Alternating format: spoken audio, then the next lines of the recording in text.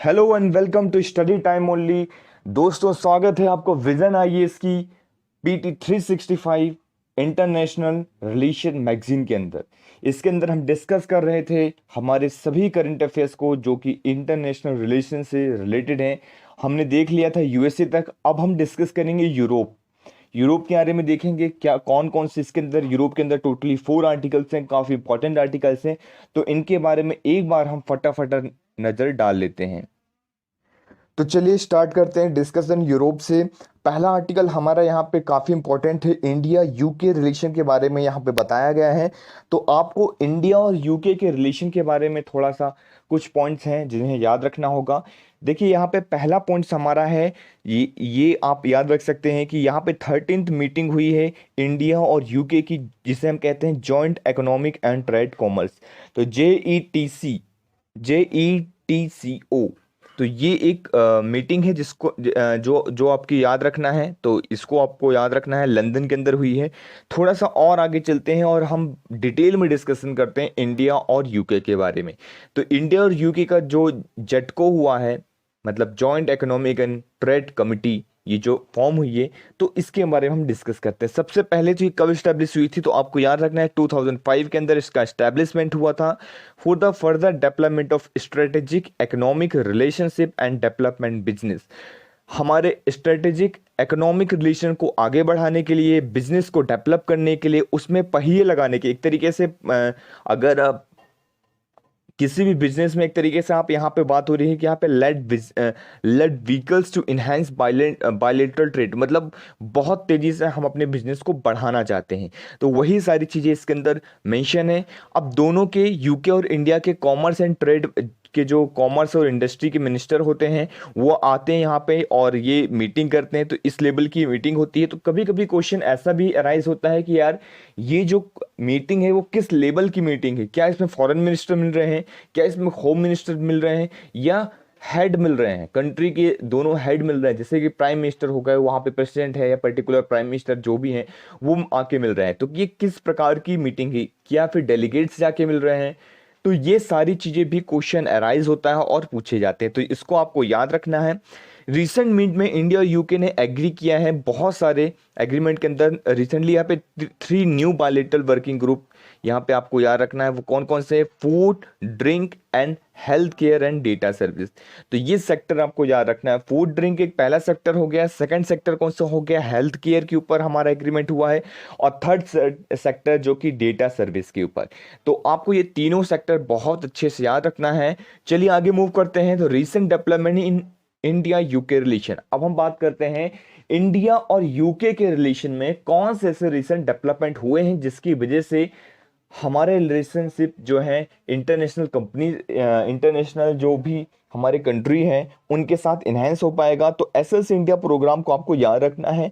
India UK के relation को ये इंक्रीज करता है। इसके अंदर क्या हुआ जा रहा है कि हाई कमीशन, इंडिया का हाई कमीशन याद रखना है। इंडिया का हाई कमीशन लंदन के अंदर जो है इनिशिएट करता है इसको, एसएस इंडिया प्रोग्राम, इन सितंबर 2017। तो सितंबर 2017 के अंदर जो कि फैसिलिटेट करवाएगा investment by UK SME in India. तो यूके की जो स्मॉल एंड माइक्रो एंटरप्राइजेस है वो इंडिया के अंदर आके इस प्रोग्राम के तहत, एआईपी प्रोग्राम के तहत, एसएस इंडिया प्रोग्राम के तहत यहाँ पे इन्वेस्टमेंट करेगी। तो इंडिया के अंदर इन्वेस्टमेंट बढ़ेगा, बूस्ट होगा। ये इंपॉर्टेंट बात आपको याद रखनी है। तो एसएस इंडिया प्रोग्राम क्या होता है आपको पता चल गया होगा। इसका प्राइमरी फोकस क्या है एआईपी प्रोग्राम का, इस द कंपनीज का interested in the investing in India के अंदर जो भी कंपनीज इंटरेस्टेड है उनको लेके आया जाए और मैन्युफैक्चरिंग जो है यहाँ पे सेट किए जाए, फैसिलिटीज बनाए जाए, जिससे हमारा मेक इन इंडिया का जो इनिशिएटिव है वो फुलफिल हो पाए। हम मेक इन इंडिया का इनिशिएटिव लेके चल रहे हैं कि इंडिया के अंदर अब चीज़ों को हम मैन्युफैक्चर करेंगे, बनाएंगे, तो वो जो हमारा टारगेट है उसे हम फुलफिल कर सके। नेक्स्ट है हमारा रुपी डिनोमिनेटेड बॉन्ड। अगर मैं बात करता हूं रुपी डिनोमिनेटेड बॉन्ड के बारे में, तो over 3.5 billion of rupee denominated bond. तो याद रखना ये फैक्चुअल इंफॉर्मेशन, देखिए रटने की जरूरत नहीं है, एक बार आप रीड कर लीजिए, मोर देन सफिशिएंट है ये। 3.5 बिलियन से ज्यादा rupee denominated bond have been issue किया गया है इन लंदन के अंदर सिंस 2016, जुलाई 2016 से इसको किया गया है, इंक्लूडिंग कौन कौन इसके अंदर इंक्लूड है? HDFC, NTPC और NHAI। तो ये क्वेश्चन राइज हो सकता है कौन कौन से इसमें इंक्लूड है, तो HDFC, NTPC और NHAI। तो ये नाम आपको याद रखना है। ग्रीन बॉन्ड की चलिए हम बात करते हैं। ग्रीन बॉन्ड क्या है? नाम से समझ में आ रहा है, एक तरीके का बॉन्ड है। ऊपर हमने एक बॉन्ड देखा जो कि इशू हुआ था, जो कि 3.5 बिलियन रुपी डिनोमिनेटेड बॉन्ड था। और नेक्स्ट कौन सा है? ग्रीन बॉन्ड है। तो ग्रीन बॉन्ड क्या है? Indian railway finance corporation IRFC ने रेज किया है 500 मिलियन। याद रखिए कितना? 500 मिलियन। किसके द्वारा रेज किया जा रहा है यहाँ पे? IRFC, that is Indian railway finance corporation. तो ये आपको याद रखना है। Green bond offering listed these instrument on the London stock exchange. तो हमारा जो लंदन स्टॉक एक्सचेंज है, लंदन में है जो, तो उसमें ये चीज की जा रही है। उसके तहत हमने ये 500 मिलियन जो है रेज किया है। तो ये आपको यहाँ पे याद रखना है। आगे चलते हैं, वाराणसी स्मार्ट सिटी के बारे में इसके अंदर डिस्कस किया गया है। तो सिंपल सा ये है कि Varanasi smart city development project है। तो यहाँ पे डेवलप किया जाएगा, रीडेवलपमेंट होगा वाराणसी का railway station under the Varanasi smart city development. जो प्लेन जो है इसको एक्सटेंडेड बाय द यूके, तो यूके के द्वारा इसको एक्सटेंड कर दिया गया है। नेक्स्ट मूव करते हैं हम, supporting the startup India initiative. हम क्या कर रहे हैं एक तरीके से, यूके क्या कर रहा है एक तरीके से, स्टार्टअप इंडिया के इनिशिएटिव को सपोर्ट कर रहा है हमारे। किस तरीके से सपोर्ट कर रहा है? ऐसा तो नहीं होता कि पर्टिकुलर कोई भी बंदा आ गया, कोई भी कंट्री आ गया और बोल दिया चलिए हम आपके साथ है, कोई दिक्कत नहीं, कोई दिक्कत नहीं। तो उसको बोलने से कुछ नहीं होता, मतलब एक्शन आपको लेने पड़ेंगे। जो कहते हैं ना, action sees more than words. तो ये आपको समझना है। यूके विल बी इन्वेस्टिंग, अब कितना इन्वेस्ट कर रहा है? 160 मिलियन, याद रखिएगा, यूरो। तो 160 मिलियन यूरो जो है इन्वेस्ट कर रहा है अक्रॉस 75 स्टार्टअप इंटरप्राइजेस। तो 75 स्टार्टअप इंटरप्राइजेस के अंदर 160 मिलियन यूरो जो है यूके इंडिया के अंदर इन्वेस्ट कर रहा है। अपार्ट फ्रॉम दिस, इसके अलावा 20 मिलियन यूरो जो है for the startup India venture capital fund के अंदर ये इन्वेस्ट कर रहा है। बहुत इंपॉर्टेंट बात हो जाती है जो कि आपको याद रखना है। ये काफी अच्छे लेवल पे सपोर्ट कर रहा है। जब भी कोई कंपनी या फिर कोई कंट्री हमारे ऐसे इंटरनल इनिशिएटिव को सपोर्ट करती है और आगे लेके जाती है, तो वो आपके लिए इंपॉर्टेंट हो जाता है कि आप आंसर राइटिंग में उस चीज को मेंशन करें पर्टिकुलर। तो जब चीजों को आप फैक्चुअल इंफॉर्मेशन के साथ मेंशन करेंगे तो बहुत ही अच्छा आपका रिफ्लेक्शन देखने को मिलेगा आंसर के अंदर। नेक्स्ट हम बात करते हैं फर्स्ट बॉन्ड इंडेक्स सीरीज की। State bank of India SBI ने लॉन्च किया यहाँ पे अपना पहला बॉन्ड इंडेक्स। याद रखिएगा कि किसके द्वारा लॉन्च किया गया है? SBI के द्वारा लॉन्च किया गया है। तो स्टेट बैंक ऑफ इंडिया के द्वारा यहाँ पे इंडिया का फर्स्ट बॉन्ड इंडेक्स सीरीज जो है लॉन्च किया है ओवरसीज इन्वेस्टर्स के लिए। याद रखिएगा किसके लिए ये है? ओवरसीज इन्वेस्टर के लिए। क्वेश्चन अराइज हो सकता है किसने रिलीज किया है? SBI ने। किसके लिए किया है? ओवरसीज इन्वेस्टर्स के लिए। At the London stock exchange, LSE London stock exchange के अंदर 2017 में। तो ये पॉइंट्स भी आपको बाय हार्ट याद रखने हैं। चलिए नेक्स्ट मूव करते हैं। हमारा जो नेक्स्ट कंट्री है जिसके साथ हम अपने रिलेशन को डिस्कस करेंगे वो है Germany, that is India Germany relation. तो यहाँ पे आपको समझना होगा कि रिसेंटली जो जर्मन के चांसलर हैं एंजेला मेर्केल, तो अलोंग विद बिजनेस के कुछ डेलीगेशंस और कैबिनेट के कलीग्स इंडिया के अंदर आते हैं और फिर उनका 5th राउंड और बाय एनुअल यहाँ पे इंटरनल गवर्नमेंट कंसल्टेशन होता है। तो इसके कुछ आउटकम, ये जो विजिट हुई है इस विजिट के कुछ आउटकम्स हम फटाफट देख लेते हैं। यहाँ पे जॉइंट डिक्लेरेशन हुआ है intent to Indo German partnership. तो इंडो जर्मन पार्टनरशिप के रिगार्डिंग से यहाँ पे क्या हो रहा है? जॉइंट डिक्लेरेशन हुआ है।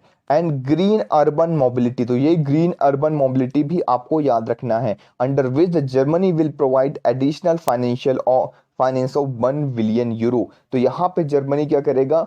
एडिशनल फाइनेंस सिस्टम प्रोवाइड करवाएगा। कितने का? 1 बिलियन यूरो को। तो ये पॉइंट्स भी आपको यहाँ पे याद रखना है।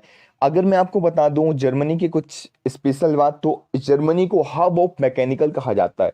मतलब सबसे पहले तो वहाँ की एजुकेशन सिस्टम बहुत अच्छी है। आप ऐसा कह सकते हैं कि वहाँ पे एजुकेशन जो है फुली तरीके से फ्री दी गई है सभी पर्सन के लिए, कोई भी हो, अगर वो इंडिया से भी कोई वहाँ जा रहा है तो उनके लिए भी एजुकेशन एक तरीके से वहाँ पे फ्री रहती है, फ्री ऑफ कॉस्ट है। तो ये बहुत ही अच्छा पॉइंट है जो आप कहीं पे मेंशन कर सकते हैं ऐसा मॉडल अडॉप्ट करने के लिए। तो इसलिए वहाँ पे बहुत अच्छा मैकेनिकल का एक हब देखने को मिलता है, मैकेनिकल एक बहुत ही बड़े लेवल पे वहाँ पे होता है इसका यूज। और अगर हम बात करते हैं 35 मिलियन यूरो, 35 मिलियन यूरो बहुत बड़ी संख्या होती है, under the framework of bilateral call international climate initiative. तो इंटरनेशनल क्लाइमेट इनिशिएटिव के लिए ये 35 मिलियन यूरो जो है डेडिकेट किया गया है इस फ्रेमवर्क के लिए कि हम एक्सपेंशन करें स्टोरेज सिस्टम को, रिन्यूएबल सिस्टम को हम बढ़ाएं। रिन्यूएबल सिस्टम आपको समझ में आ रहा होगा, रिन्यूएबल सोर्स ऑफ एनर्जी जहां से हमें मिलती है, और फॉरेस्ट लैंडस्केप रिस्टोरेशन, जो भी ऐसी चीज़ें हो रही हैं लैंड से, मतलब फॉरेस्ट वगैरह कटाई हो रही है और वो डिग्रेड वगैरह हो रहे हैं, उसको हम फिर से रिस्टोर करें। तो उस सब के लिए 35 मिलियन यूरो यहाँ पे डेडिकेट किया गया है। आईजीबी की हम बात कर लेते हैं, Indo German partnership on higher education. हमारे यहाँ से इंडिया से बहुत सारे जो स्टूडेंट्स हैं जर्मनी के अंदर जाते हैं पढ़ाई करने के लिए, वहाँ एजुकेशन लेने के लिए, हायर एजुकेशन लेने के लिए, तो इम्पॉर्टेंट हो जाता है। इसलिए यहाँ पे ये बात करी गई है कि इंडियन स्टूडेंट्स की संख्या को वहाँ पे इजाफा किया जाए, बढ़ाया जाए। तो ये पॉइंट्स भी आपको याद रखना है। दोनों countries, both countries called cooperation of all country in uprooting terror infrastructure. जो आने वाला टेरर इंफ्रास्ट्रक्चर है ये कुछ इस तरीके से उसको हम यहाँ पे संभालें, उसको बचाएं, टेररिस्ट एक्टिविटीज को हम रोकें। इसलिए दोनों कंट्रीज यहाँ पे साथ में आई हैं टेररिस्ट से लड़ने के लिए। तो ये पॉइंट्स में आपको याद रखना है। जर्मनी यहाँ पे फैसिलिटेट करवाएगा एक्सपोर्ट ऑफ मिलिट्री इक्विपमेंट्स।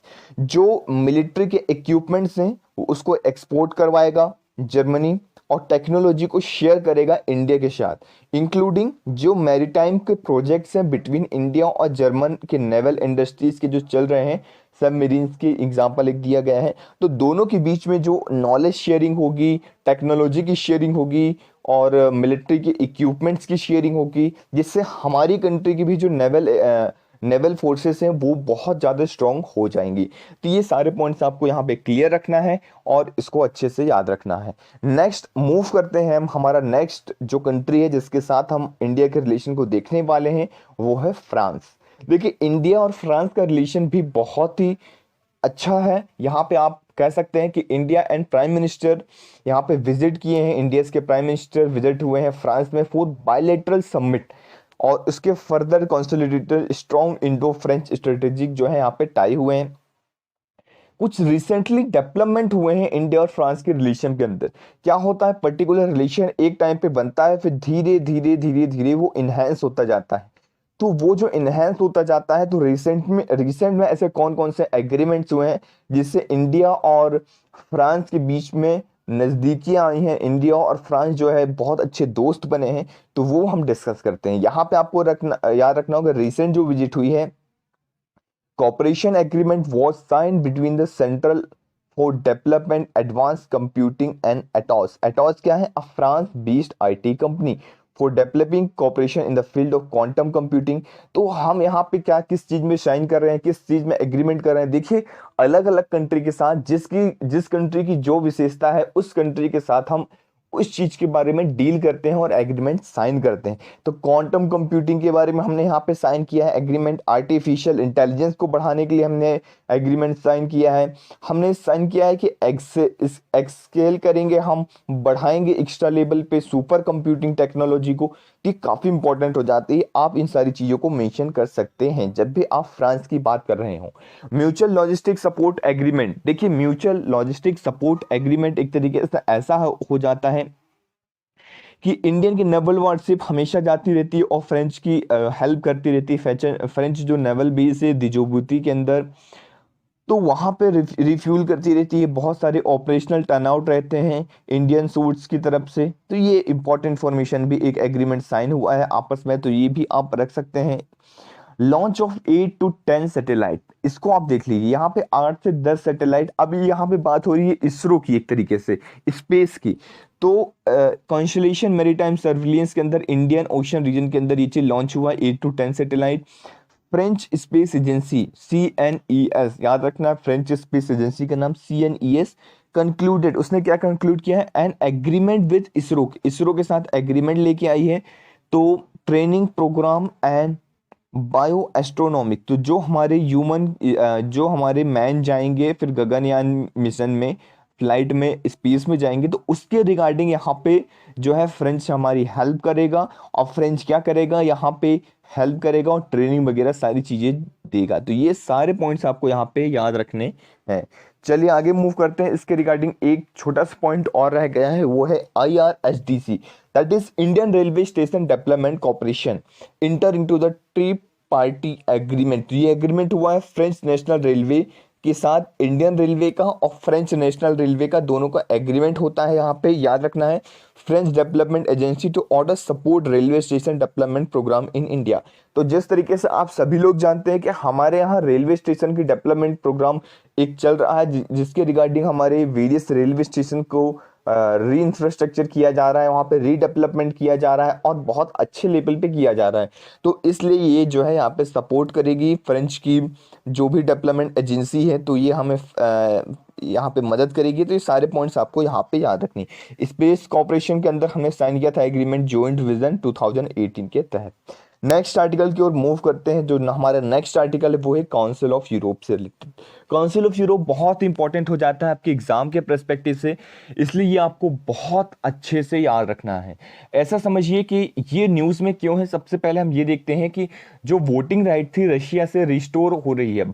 मतलब पहले ऐसा था कि रशिया को वोटिंग राइट छीन लिए गए थे। अभी मैं आपको समझाऊंगा कि काउंसिल ऑफ यूरोप क्या होता है, लेकिन बिफोर दैट आप एक इस कंटेक्स्ट को समझिए कि 5 साल बाद इन्हें ये दिया गया है अधिकार कि ये जो है इसके अंदर वोटिंग कर सकते हैं। तो ये पॉइंट्स भी आपको याद रखना है। आगे चलते हैं हम। आप यहाँ पे देख पा रहे होंगे द काउंसिल ऑफ यूरोप।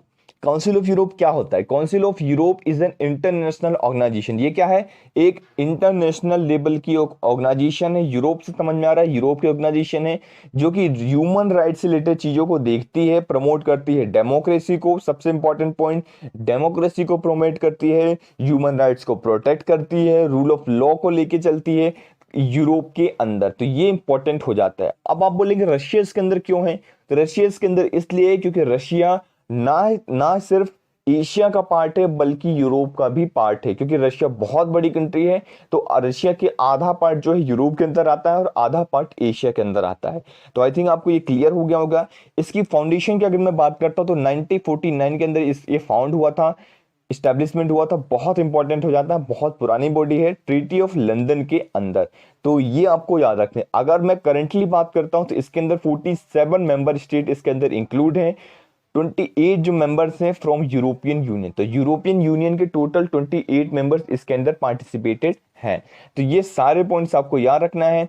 इसके अंदर जो है स्पेशल जो है ह्यूमन राइट्स से रिलेटेड कोर्ट्स वगैरह जो है किए गए हैं और जिसके रिगार्डिंग ये सब इसके अंदर वर्क करते हैं। कन्वेंशन के अंदर ह्यूमन राइट्स से रिलेटेड प्लेस लेते हैं, आप होल्ड करते हैं कि हम ह्यूमन राइट को प्रोटेक्ट करेंगे, इन्फोर्स करते हैं अपने अपने कंट्री, अपने अपने लेवल के अंदर। ऑर्गेनाइजेशन मेड हुआ फॉर द फॉरेन मिनिस्टर के, जब भी जितने भी सभी मेंबर्स हैं उनके फॉरेन मिनिस्टर आते हैं ऑल मेंबर स्टेट्स के, और यहाँ पे पार्लियामेंट्री असेंबली में जो है पार्टिसिपेट करते हैं, बोर्ड वगैरह होता है। तो ये आपको याद रखना है। तो चलिए यूरोप वाला सेक्शन हमने कंप्लीट कर लिया है। Now we are going to discuss international organisation institution. तो यहां हम बात करेंगे इंटरनेशनल ऑर्गेनाइजेशन की, और ये जो पर्टिकुलर पार्ट है आपके एग्जाम के पर्सपेक्टिव से काफी इंपॉर्टेंट हो जाता है। क्योंकि इंटरनेशनल ऑर्गेनाइजेशन के ऊपर देखा गया है कि प्रीवियसली भी काफी क्वेश्चन पूछे जाते हैं, इसलिए इसको आपको बाय हार्ट याद रखना है, एक एक पॉइंट को क्लियर रखना है। अगर कोई भी पॉइंट आपसे मिस हो रहा है तो आपको बार बार उसे सुनना है। अगर समझ में नहीं आ रहा है तो कमेंट सेक्शन में पूछना है, लेकिन छोड़ के बिल्कुल भी नहीं जाना है। तो ये आपको इंश्योर करना है कि आप अच्छे से इसको करेंगे। यूनाइटेड नेशन में पहला जो हमारा आर्टिकल जो हम डिस्कस करेंगे वो है यूएनएससी से related, United nation security council. तो यूएनएससी जो है एक यूनाइटेड नेशन की ही एक बॉडी है, आप कह सकते हैं उसका ही पार्ट है। अब इसके यहाँ पे हम नॉन परमानेंट सीट्स की बात करते हैं। सबसे पहले मैं फटाफट यहाँ पे बता देता हूं कि यूएन यूएनएससी के अंदर टोटल 5 परमानेंट मेंबर हैं और 10 नॉन परमानेंट मेंबर हैं, जिनका टर्म होता है, जो नॉन परमानेंट मेंबर का टर्म्स होता है वो कितना टर्म्स होता है, 2 इयर्स के लिए इनका टर्म होता है, जो कि हर साल इलेक्शन होते हैं, मतलब हर साल मतलब एवरी ईयर अगर आप कह सकते हैं तो 5 लोगों को सेलेक्ट किया जाता है, मतलब 5 मेंबर्स को सेलेक्ट किया जाता है और 5 मेंबर हर साल जो है इससे बाहर जाते हैं। तो ये आप याद रखिएगा। इसके अंदर अगर मैं बात करता हूं 5 परमानेंट मेंबर की, तो वो कौन कौन से हैं। चाइना इसके अंदर आ जाता है परमानेंट मेंबर के अंदर, फ्रांस आ जाता है, रशिया आ जाता है, यूके आ जाता है और यूएस आ जाता है। तो ये सारे मेंबर्स के नाम आपको याद रखने हैं। 5 पांचों के 5 जो परमानेंट मेंबर हैं कौन कौन से हैं, China, France, Russia, UK and US. तो ये सारे इंपॉर्टेंट मेंबर्स के नाम आपको याद होने चाहिए। 10 नॉन परमानेंट जो सीट है वो किस तरीके से डिस्ट्रीब्यूट है, ये इंपॉर्टेंट हो जाता है, आपको याद रखना है कि 5 for African and Asian state, 5 seat जो है अफ्रीकन और एशियन स्टेट्स के लिए डेडिकेटेड है। सेकंड नंबर पे 1 of the eastern Europe state, एक सीट जो है ईस्टर्न यूरोप की स्टेट्स के लिए डेडिकेट किया गया है। यहाँ पे 2 सीट्स जो है किसके लिए डेडिकेट किया गया है, यहाँ पे Latin America and Caribbean states के लिए, 2 for western European and other states के लिए। तो ये सारे पॉइंट्स आपको क्लियर रखना है, इसको याद रखना है। ईच ईयर, हर साल क्या होता है, 193 members of United Nation General Assembly elect 5 non permanent member for the 2 year term at UNSC, जो हमने पहले डिस्कस कर लिया है। और इसके अंदर 193 मेंबर्स हैं, ये भी आपको याद रखना है। और जो भी मेंबर यहाँ पे जीत के आएगा सीट, उसे कम से कम 2/3 जो है वोट कास्ट होने चाहिए उस सीट्स के लिए। तो ये इंपॉर्टेंट हो जाता है। अगर कोई रिसेंटली रिटायर हुआ है मेंबर, तो वहां पे इमीडिएट री इलेक्शन के लिए वो एलिजिबल नहीं है, इसको भी आपको याद रखना है। छोटे छोटे पॉइंट्स है जो आपकी कॉन्सेप्ट क्लियर करेंगे। एशिया पैसिफिक ग्रुप से नॉमिनी यहाँ पे जाते हैं, 1 ऑफ इस मेंबर 2020 के इलेक्शन में नॉन परमानेंट सीट्स के लिए यूएनएससी के लिए गए हैं। करेंटली अगर मैं बात करूं 10 जो नॉन परमानेंट मेंबर थे यहाँ पे नाम दिया गया, तो इस तरीके से आपको रटने की जरूरत नहीं है, एक बार आप देख लीजिए क्योंकि ये बदलता रहता है, ठीक है। रिसेंटली अगर मैं बात करता हूं रिलेटेड कुछ इंफॉर्मेशन, तो what constitute UNSC reform agenda, आखिर क्या है जो यूएनएससी के रिफॉर्म एजेंडा में वर्क करता है। पहला है कैटेगराइजेशन ऑफ मेंबरशिप, कि मेंबरशिप की categorisation, question on veto power के ऊपर क्वेश्चन उठता है, रीजनल रिप्रेजेंटेशन के ऊपर पावर होता है, size of enlarge council and it's working method के ऊपर, सिक्योरिटी काउंसिल के ऊपर और जनरल असेंबली के ऊपर। तो इसके अंदर एक सिक्योरिटी काउंसिल होता है यूनाइटेड नेशन के अंदर और एक जनरल असेंबली होता है, और जनरल असेंबली ही कंडक्ट करवाता है, सिंपल चीज है। अब देखिए आगे चलते हैं, कुछ और पॉइंट डिस्कस करते हैं। वैसे मैं जो स्टैटिक पोर्शन लेके आऊंगा उसके अंदर बहुत ही डिटेल में यूनाइटेड नेशन को कवर करूंगा, तो बिल्कुल आपको घबराने की जरूरत नहीं है। यहाँ पे आप देख पा रहे होंगे इंडिया और यूएन का रोड मैप को, तो India has already held a non permanent seat, 7 बार यहाँ पे मेंबर रह चुका है इंडिया, नॉन परमानेंट मेंबर, तो ये आपको याद रखना है। इंडिया ने अनाउंस किया है कैंडिडेट 2020, 2021, 2022 के लिए, तो ये याद रखना है। एंड ऑफ 2013 के अंदर अनाउंस किया था, with Afghanistan potential contender withdrawing the nomination according to the India's candidate based on the long standing close and friendly relation. तो अफगानिस्तान का ऐसा था कि पोटेंशियल था कि अफगानिस्तान इस बार मेंबर बनेगा 2021-22 के लिए, तो इंडिया ने अफगानिस्तान को मना लिया कि वो विड्रॉल कर ले और इंडिया इस बार पार्टिसिपेट करेगा और सीट लेगा, क्योंकि इंडिया को बहुत सारे ऐसे हैं जो काम करने हैं। तो ये बहुत बड़ा एक पॉइंट है। वैसे इसके कई ज्यादा कंसर्न निकल के आते हैं कि वीटो पावर सिर्फ 5 कंट्री को मिली है और इंडिया जो है, इंडिया को वीटो पावर मिलना चाहिए, इंडिया को परमानेंट मेंबर यहाँ पे बनाना चाहिए, क्योंकि इंडिया जो है बहुत बड़ी डेमोक्रेसी को रिप्रेजेंट करता है। और यूनाइटेड नेशन के अंदर कहा जाता है कि यूनाइटेड नेशन डेमोक्रेटिक वे में वर्क करती है, इसलिए बहुत ज़्यादा इंपॉर्टेंट हो जाता है कि इंडिया मेंबर, परमानेंट मेंबर वहां पे बने। तो इंडिया परमानेंट मेंबर नहीं है और चाइना इसका अपोज करता है बार बार। तो ये सारे पॉइंट्स आपको याद रखना है, आप चाहें तो वी हेड में ये सारे पॉइंट्स को लिख सकते हैं। नेक्स्ट आर्टिकल की ओर मूव करते हैं। जो हमारा नेक्स्ट आर्टिकल है वो है United nation human right council. अगर मैं बात करता हूं यूएनएचआरसी की, बात हो रही है यहाँ पे UNHRC, United nation human right council की। यहाँ पे आपके ह्यूमन राइट काउंसिल को प्रोटेक्ट किया जाएगा, यहाँ पे आपके ह्यूमन राइट्स क्या होते हैं उसको लेके आया जाएगा, वेरियस चीजें। तो आपको पहले पता होना चाहिए कि जनरल असेंबली के द्वारा इसे मार्च 2006 के अंदर इसको इस्टेब्लिश किया गया था। एक प्रिंसिपल यूनाइटेड नेशन की एक बॉडी है, तो इसको भी आपको याद रखना है, जिसके अंदर 47 इलेक्टेड मेंबर स्टेट जो हैं अभी रिसेंटली हैं। तो ये सारे पॉइंट्स भी आपको याद रखने हैं। On the basis of equitable geographical distribution के तहत यहाँ पे अलग सीट्स जो हैं, जैसे अफ्रीकन स्टेट्स को कितना दी गई हैं, 13 सीट्स हैं। एशिया पैसिफिक स्टेट्स को 13 सीट्स हैं। ईस्टर्न यूरोपियन स्टेट्स को 6 सीट्स हैं। लैटिन अमेरिका और कैरिबियन स्टेट्स को 8 सीट दी गई हैं। फिर वेस्टर्न यूरोप को यहाँ पे 7 सीट दी गई हैं। तो आपको इस सीट्स के नंबर्स याद रखने की जरूरत बिल्कुल भी नहीं है। मैं आपको बता देता हूं, जो नहीं है इंपॉर्टेंट आपको याद नहीं रखना है, तो इसको आपको बिल्कुल याद रखना है, कभी भी इस तरीके से क्वेश्चन नहीं पूछा जाएगा। आगे चलते हैं। यहाँ पे एक सीक्रेट बैलेट सिस्टम के तहत यहाँ पे इलेक्शन होता है, जो कि आपको पता ही होगा, सिंपल सा चीज है। और यहाँ पे जो इलेक्शन होता है वो 3 साल तक के लिए होता है, तो 3 ईयर टर्म्स रहते हैं। और यूएनएससी के अंदर 2 ईयर्स टर्म्स रहते हैं, यूएनएचआरसी के अंदर 3 ईयर्स टर्म रहते हैं। तो आपको ये आई थिंक क्लियर हो गया होगा। और करंटली इंडिया इसका मेंबर है, इंडिया यहाँ पे इलेक्टेड है, इंडिया यूएनएचआरसी का मेंबर है। यूएस ने यूएनएचआरसी से 2018 में विड्रॉ कर लिया है। तो क्वेश्चन राइज हो सकता है कि रिसेंटली किस कंट्री ने विड्रॉ किया है यहाँ पे यूएनएचआरसी से, तो यूएस ने विड्रॉ किया है, तो ये आपको याद रखना है। नेक्स्ट आर्टिकल की ओर मूव करते हैं। The next article which we are going to discuss is UN peacekeeping forces. हम बात करेंगे यूएन की पीस कीपिंग फोर्सेस के बारे में। यहाँ एक बहुत इंपॉर्टेंट हो जाता है कि एक मेडल, यूनाइटेड नेशन का जो प्रेस्टिजियस मेडल है, यूएन मेडल, वो इंडियन पीस कीपर्स को दिया गया है साउथ सूडान के अंदर। तो ये आपको याद रखना है। एक तरीके से ऐसा कह सकते हैं कि वेरियस इसके अंदर प्रोग्राम मिशन जो है चलते रहते हैं, और इंडिया यहाँ पे हेल्प करता रहता है पीस को स्टैब्लिश करने के अंदर। ठीक है, तो ये बहुत इंपॉर्टेंट हो जाता है।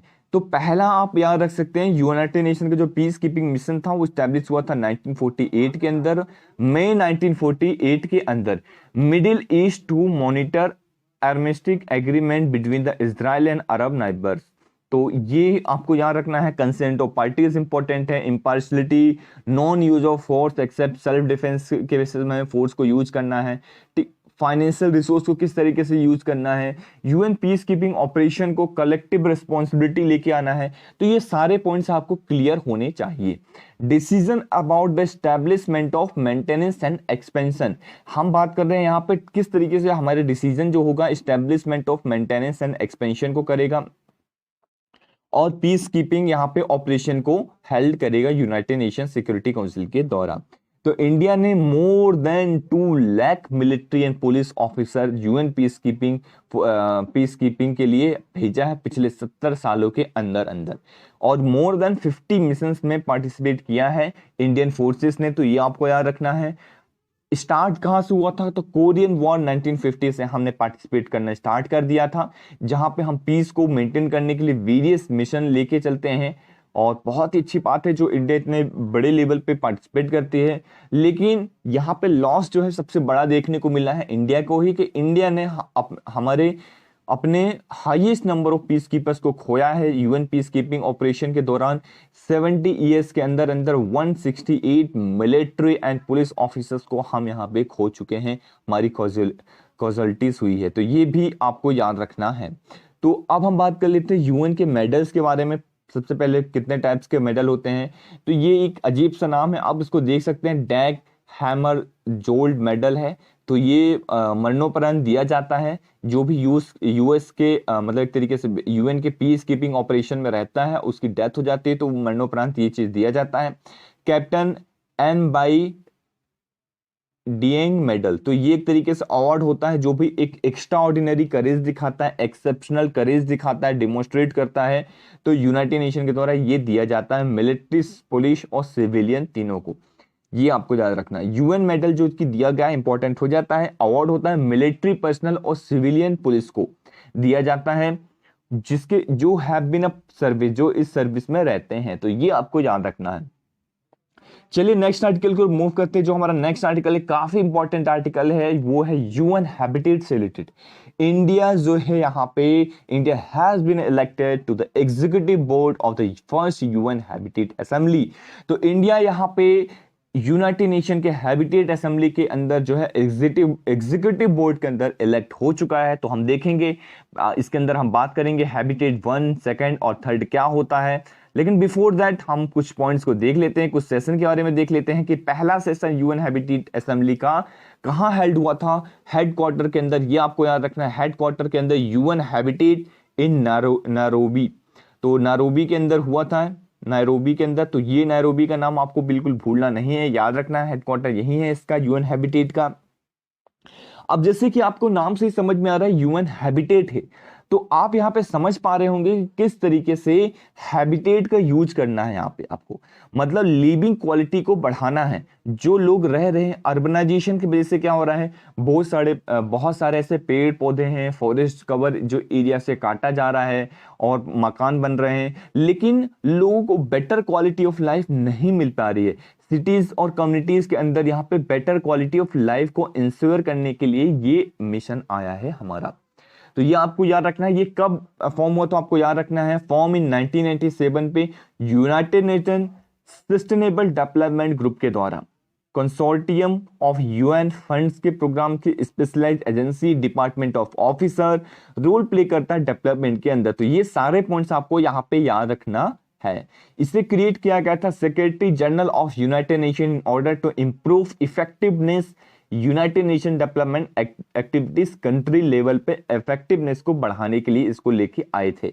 ये किस तरीके से हैबिटेट जो लॉस हो रहा है, पुअर पीपल को घर नहीं मिल रहे रहने के लिए, ऐसा तो नहीं हो रहा। ये सारी चीजें इंश्योर की जाती हैं कि बहुत सारे लोग हमें देखने को मिलता है कि रोड में रह रहे हैं, ठंडी हो, गर्मी हो, बरसात हो, इन सारी चीज़ों को सहते हुए रह रहे हैं, उनको मकान नहीं, उनके पास घर रहने के लिए नहीं है, जो बेसिक फैसिलिटीज मिलनी चाहिए। एक तरीके से ये उनका ह्यूमन राइट्स है कि अगर वो ह्यूमन है तो ह्यूमन होने के तौर पे उनका ये राइट्स है कि उनको ये सारी चीज़ें मिलनी चाहिए, पर एक्चुअल में ये चीज़ नहीं मिलती है। तो इसलिए ये चीज़ आया था कि human settlement, sustainable urban development हो सके एक सस्टेनेबल वे में, कि वहां पे इंसान रह सके। तो ये आपको याद रखना होगा। 1971 के अंदर स्टैब्लिश हुआ था, 78 के अंदर आउटकम इसके ऊपर फर्स्ट यूएन कॉन्फ्रेंस हुई थी ह्यूमन सेटलमेंट के सस्टेनेबल अर्बन डेवलपमेंट हैबिटेट 1, जिसके बारे में हम डिटेल में आगे डिस्कस करेंगे।